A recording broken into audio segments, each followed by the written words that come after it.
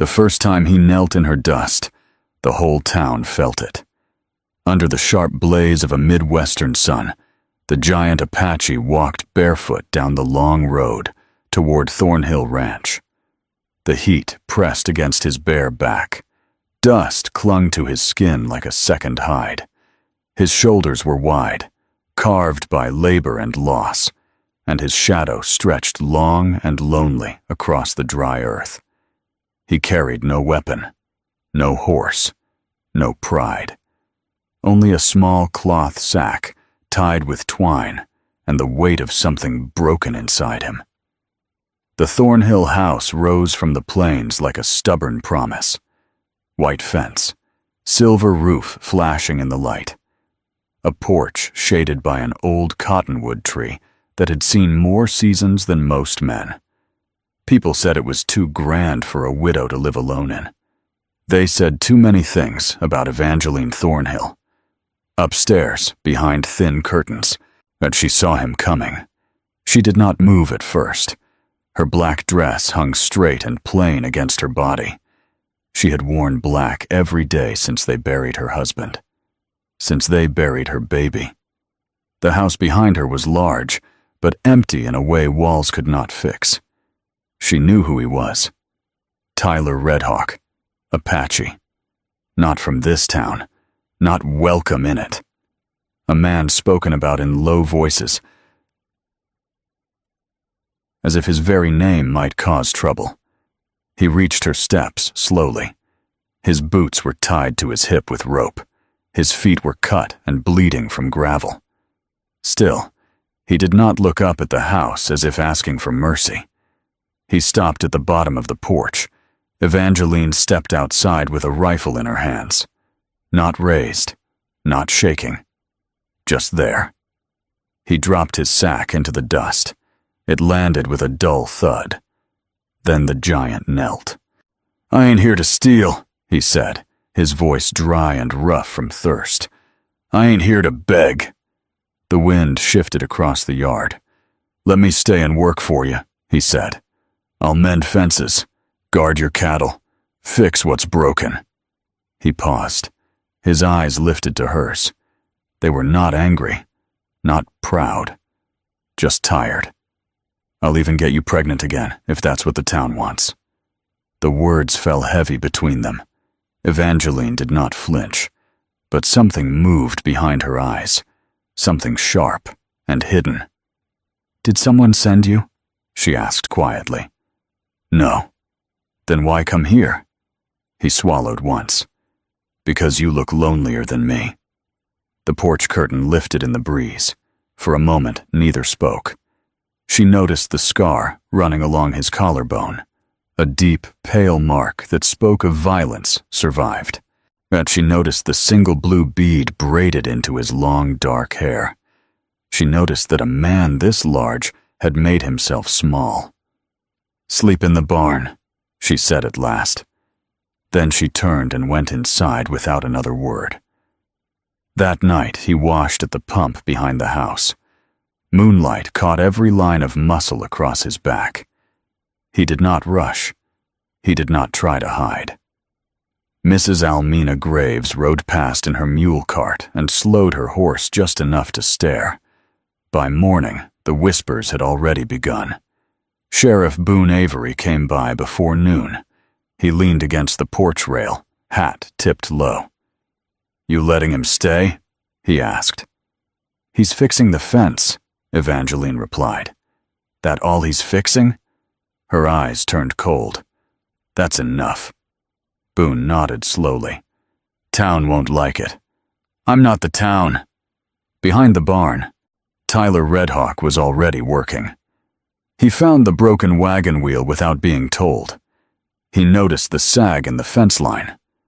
He worked in silence, as if silence was something he understood better than speech. He did not ask for food. He did not ask for thanks. When Evangeline brought him a cup of water at dusk, he nodded once and drank slowly. His eyes never wandered over her body the way other men's did. He looked at her hands instead, at the scars along her fingers, at the way they trembled only when still. That night, as she sat by the upstairs window, holding the tiny lace bonnet she had never used, she heard him singing. Soft. Low. A broken lullaby in a language the plains did not know. She closed the window. In town, Mrs. Graves gathered the women outside the chapel. "It's indecent," she hissed. "Want a widow letting a savage stay on her land? After what happened to her husband?" Another woman leaned closer. "Maybe she wants a child that lives this time." Their laughter was quiet, but it cut deep. 2 days passed without more than a glance between them.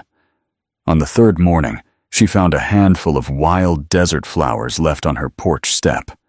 Dusty, not arranged, just gathered. She stepped on them by accident. Then Host. She bent down and picked one up.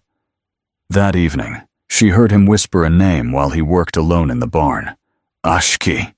She did not know what it meant, but she whispered it to herself later in the dark, as if it were something fragile. By the end of the week, the fence stood straight. The barn was cleaner than it had been in years. The garden had been weeded without her asking. Still, yet she had not invited him inside, until the day he collapsed. She found him face down near the cattle trough. His skin burned with heat. He had worked too long in the sun. He had eaten almost nothing. "You fool," she muttered, as she dragged him across her floor with more strength than she knew she had left. He lay on her parlor rug, sweat shining on his skin. She pressed a cool cloth to his chest. His eyes opened halfway. "Better to die working," he whispered, "than waiting." She did not answer. Instead, she brought broth. She let him rest beside her silent piano. She did not close the window that night. Outside, the wind carried the scent of rain, and somewhere beyond the cottonwood tree, the town sharpened its knives. The next morning, the ranch felt different. Not louder, not brighter, just changed. Just Tyler Redhawk woke on the parlor rug before the sun rose. He did not move right away. He stared at the ceiling as if unsure where he was. Then memory returned to his eyes. He pushed himself up slowly. Evangeline was already in the kitchen. She stood at the stove in a light cotton dress. Not black, not mourning. He noticed. She noticed that he noticed. "You should have stayed in bed," she said without turning around. "I don't belong in beds that aren't mine." The words were not bitter, just honest. She poured coffee into 2 cups. This time she brought one to him without hesitation. He took it carefully, their fingers brushing for half a second. Neither pulled away fast. Neither held on. "You almost died," she said. "I've almost died before." That wasn't the point. He looked at her then, really looked. "Yeah, you dragged me inside," he said softly. "You could have let me cook in the sun." Her jaw tightened. "I don't let men die on my land." He nodded once. That was enough. Outside, the town was not quiet. By afternoon, red paint had been splashed across the barn door. Savage lover. The letters dripped slow and ugly. Tyler stood in front of it, arms folded. His face showed nothing, but his shoulders were tight. "I'll clean it," he said. "No," Evangeline replied. She walked back to the house and returned with a bucket of whitewash and a brush.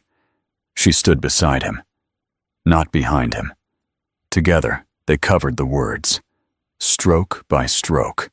No speeches, no anger, just steady hands.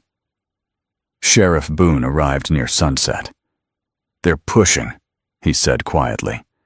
"Chapel elders, ranchers, folks who think they own your choices." "I buried my husband," she answered. "I buried my child. They don't get to own anything of mine." Boone looked at Tyler. "You planning to stay?" Tyler did not hesitate. "Yes." Boone studied him for a long moment. "Then you better be ready. For what? For them. The harvest festival came 3 days later. Evangeline had not attended in over a year. The last time she had stood in that square, she had been carrying a baby inside her. Now she stood alone at the edge of the crowd, in a cream dress with tiny blue flowers. Her hands were folded in front of her, steady but pale. Whispers followed her like shadows. She finally left the house. That Apache probably picked the dress. She ain't grieving no more. Tyler stayed near the corral at first. He had not come to be seen. Good he had come because he knew men like Clem Garver drank too much when there was music, and Clem did. He stumbled toward Evangeline just as the fiddle started. "You look ready for company again," Clem slurred, breath heavy with cider. "Widow's bed must be cold." She stepped back. He stepped closer. His hand reached for her wrist. He never touched it. Tyler was suddenly there, not loud, not wild, just solid. He placed himself between them like a wall built in silence. "She doesn't need to answer you," Tyler said. The music faltered. Conversation stilled. Clem laughed, but it sounded thin. "You speaking for her now?" "No," Tyler replied. "I'm standing." Evangeline's voice came steady behind him. "We're leaving." They walked through the parted crowd together. No hands touching, no heads bowed. At the chapel steps, she stopped, but her breath trembled once. "You shouldn't have come," she said. "I didn't come for them," he answered. She turned to face him fully, lantern light caught in her eyes. "Then why?" He reached into his pocket and pulled out something small, a corn husk doll, simple, rough, wrapped at the waist with a thin blue thread. "She would have been 4 today," he said quietly. The world seemed to stop. Evangeline's fingers shook as she took the doll. She pressed it against her chest as if it had weight. "I never told you her birthday," she whispered. "You didn't have to." Tears filled her eyes, but they did not fall. "I don't want to make you a mother again if you don't want to be one," he said. "I just wanted you to hold her once." Silence wrapped around them. After a long moment, she sat on the chapel step. He sat beside her, a not touching. "Would you have stayed?" she asked softly, "even if no one saw me fall?" "Yes." She looked at him, truly looked. "Why?" "Because every time I fix something here," he said, "I feel less broken." The festival noise rose again behind them, but it felt far away. "Stay," she whispered. He did not smile. He did not boast. He simply nodded. "Always." "Wait, before we move on, what do you think about the story so far? Drop your thoughts in the comments. I'm really curious to know." The morning after the festival came too quiet. No birds, no wind, just a heavy stillness hanging over Thornhill Ranch, like something waiting to break. Evangeline stood on the porch with the corn husk doll in her hands. The blue thread around its waist caught the early light. She had not slept much. Not from fear, yet from knowing that choosing something meant losing something else. Behind her, Tyler was already awake. He had not gone back to the barn that night. He had slept on a pallet by the fireplace, not close, not far, close enough to hear her breathing. A line of dust rose on the horizon. 3 wagons, 7 men, 1 woman holding a leather book tight against her chest. They did not come with guns raised. They came with something sharper, judgment. The wagons stopped at the gate. A tall man in a beige suit stepped down first. His boots were polished. His hands were clean. His eyes were not. "Mrs. Thornhill," he called. She walked down the porch steps slowly, barefoot in the grass. The doll remained in her hand. Tyler set the axe down beside the woodpile. He did not pick it back up. "We've received complaints," the suited man said. Concerns about conduct, about influence. Say it plain, Evangeline replied. The woman with the book stepped forward.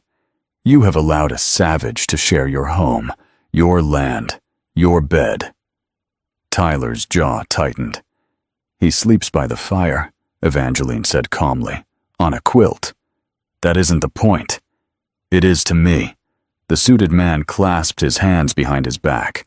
If property is used in a way that dishonors community values, it can be seized. The words hung thick in the air. Tyler took one step forward. Evangeline lifted her hand slightly. He stopped.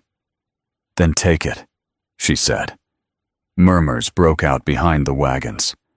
Take the house. Take the barn. Take the land, she continued. But you will not take him. You would throw away everything for him? The woman with the book asked. Evangeline's voice did not shake. I already threw away everything when I let you all decide how long I was allowed to grieve. The suited man's face hardened. You'll be removed. She smiled then, not sweet, not afraid. Try. One of the men moved toward her. He never reached her. Tyler stepped between them. Not fast, not wild, just certain. I buried a child, he said quietly. I will not bury her. The silence was sharp enough to cut skin. Then a familiar voice rang out from the road. That's far enough. Sheriff Boone Avery rode up alone. No backup, no rifle drawn. He dismounted slow and steady. You swore to uphold law, the suited man snapped. I uphold peace, Boone answered. And I see more of it here than I do in your meetings. The wagons shifted. The men glanced at one another. You'll regret this, the suited man muttered. Maybe, Boone said, but not today. After a long moment, the wagons turned. Dust swallowed them as they left. The yard fell quiet again. Evangeline exhaled. Boone tipped his hat. You stronger than most, Mrs. Thornhill. She nodded once. I had to be. When the sheriff rode away, only the wind remained. Tyler stood a few steps from her. You could still leave, she said softly. You're not tied here. I was never tied, he replied. I chose to kneel. Her throat tightened. And I choose to stand. She stepped closer. For the first time, their shoulders touched without accident. Would you ever ask me for something? She asked. He looked at her carefully. No. Then I will.